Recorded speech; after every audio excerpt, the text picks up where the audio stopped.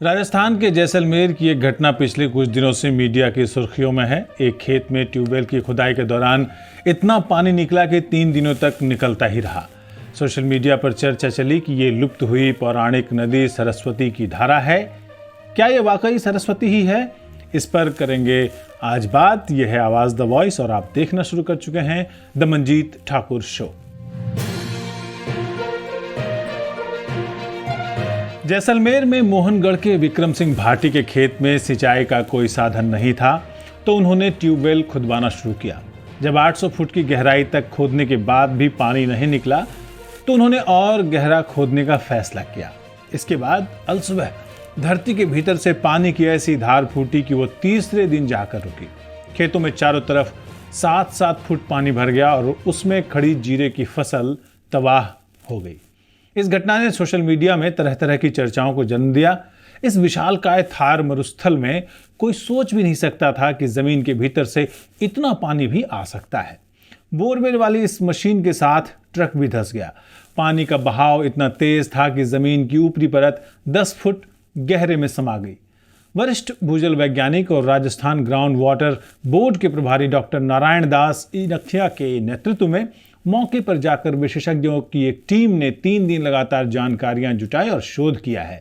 असल में इस इलाके में आमतौर पर 300 से 600 फुट गहराई में जाने पर पानी निकल आता है।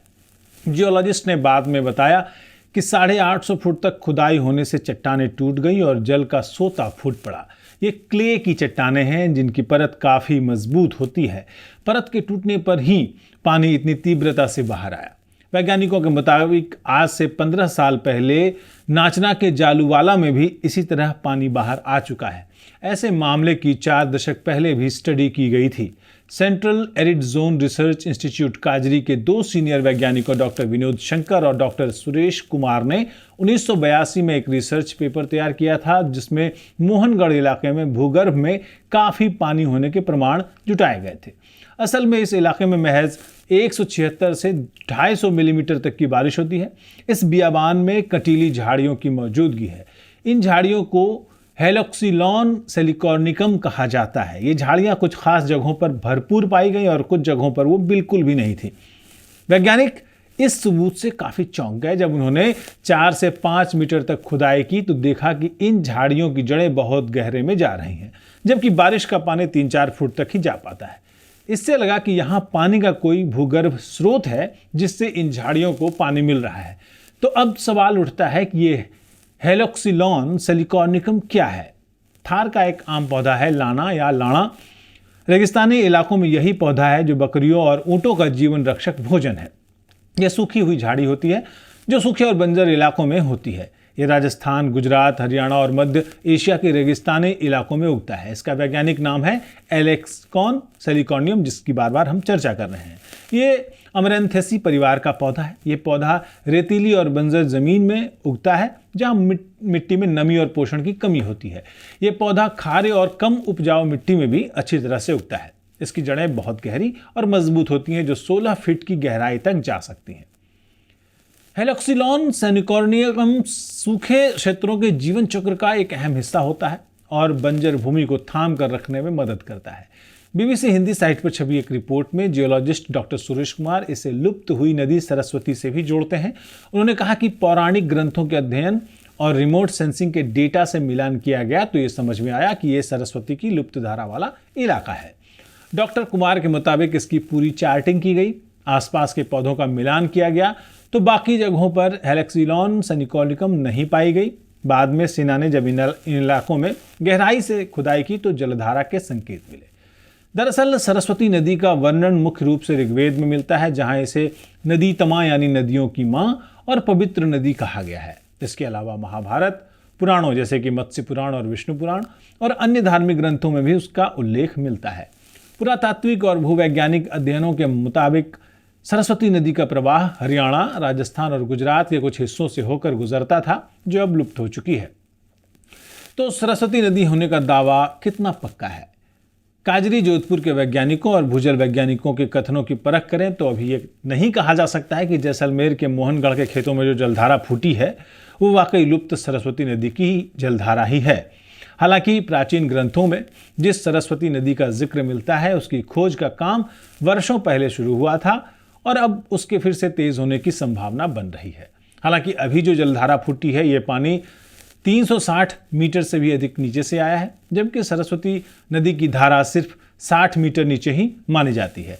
हालांकि वरिष्ठ भूगर्भ वैज्ञानिकों, खनन विशेषज्ञों और सरस्वती नदी के बारे में काम करने वालों से जब ये जानकारी जुटाई गई तो ज़्यादातर विशेषज्ञों ने कहा कि जैसलमेर वाले ताज़ा प्रकरण के बारे में फ़िलहाल कुछ कह पाना बहुत जल्दबाजी होगी। हालांकि अभी इसके तथ्यों, पानी और मिट्टी की जांच होने के बाद ही कुछ ठोस दावा किया जा सकेगा। अभी जो पानी जैसलमेर में निकला है वो सरस्वती नदी का है या नहीं, ये उस पानी की कार्बन डेटिंग से ही पता चलेगा। इससे इस पानी की उम्र का पता चल जाएगा। अगर ये सरस्वती नदी का पानी हुआ तो कम से कम 3000 साल पुराना होगा। हालांकि एक बात ये भी है कि अगर इस झरने का पानी अधिक पुराना हुआ तो ये फिर समुद्र का वो पानी होगा जो रेगिस्तान में पहले यहाँ मौजूद था, यानी वो समुद्र जिसे हम टेथिस सागर कहते हैं, जिसमें भारतीय प्लेट और यूरेशियन प्लेट के टकराने से जो समुद्र बचा रह गया था वही टेथिस सागर था। असल में 15 जून 2002 को तत्कालीन केंद्रीय संस्कृति मंत्री जगमोहन ने सरस्वती नदी के बहाव के मार्ग का पता लगाने के लिए खुदाई कराने की घोषणा की थी। उन्होंने इस कार्य के लिए विशेषज्ञों की एक टीम बनाई।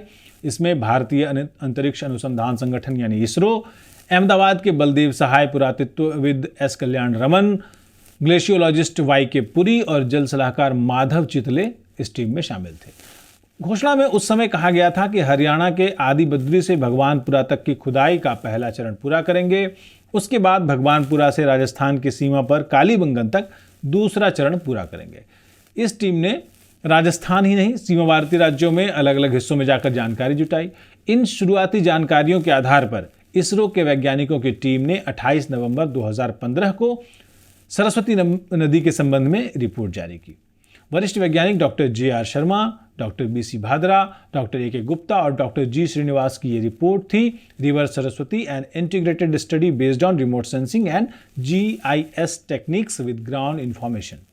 इस रिपोर्ट को इसरो के अंतरिक्ष विभाग के जोधपुर स्थित रीजनल रिमोट सेंसिंग सेंटर ने तैयार किया था। इस रिपोर्ट में कहा गया है कि उप महाद्वीप के उत्तर पश्चिमी क्षेत्र में अतीत में कई बड़ी नदियां बहती थी और वर्तमान में सिंधु नदी प्रणाली की तरह ही एक समानांतर नदी प्रणाली थी, जिसे वैदिक साहित्य में सरस्वती नदी के रूप में जाना जाता है। लगभग 6000 ईसा पूर्व यानी आज से करीब 8000 साल पहले एक बड़ी नदी यहाँ बहती थी, जिसमें यह भी कहा गया कि सरस्वती नदी प्रणाली हिमाचल प्रदेश, उत्तराखंड, पंजाब, हरियाणा और राजस्थान राज्यों से होकर गुजरती थी और अंत में गुजरात के कच्छ के रण में जाकर गिरती थी। कहा जाता है कि हिमालय क्षेत्र में जलवायु और टेक्टोनिक प्लेटों के परिवर्तन के कारण नदी सूख गई और ईसा से लगभग 3000 साल पहले ये पूरी तरह लुप्त हो गई थी। इसका मतलब ये है कि जैसलमेर में खेतों से जो पानी निकला है वो सरस्वती की धारा है या नहीं, इसको पूरी तरह से खारिज नहीं किया जा सकता है और सही जानकारी के लिए इस पानी की कार्बन डेटिंग तक हमें इंतज़ार करना होगा। खास तौर पर सरस्वती नदी से रिलेटेड ये जो बात है इसलिए भी महत्वपूर्ण है क्योंकि अब मकर संक्रांति यानी 13-14 जनवरी से कुंभ का मेला इलाहाबाद में यानी प्रयागराज में शुरू हो रहा है। तो बहुत ही महत्वपूर्ण ये घटनाक्रम है। आज इतना ही, फिर मिलते हैं नए वीडियो में नए विषय के साथ। दीजिए विदा मंजीत ठाकुर को और हमारी पूरी टीम को। नमस्कार।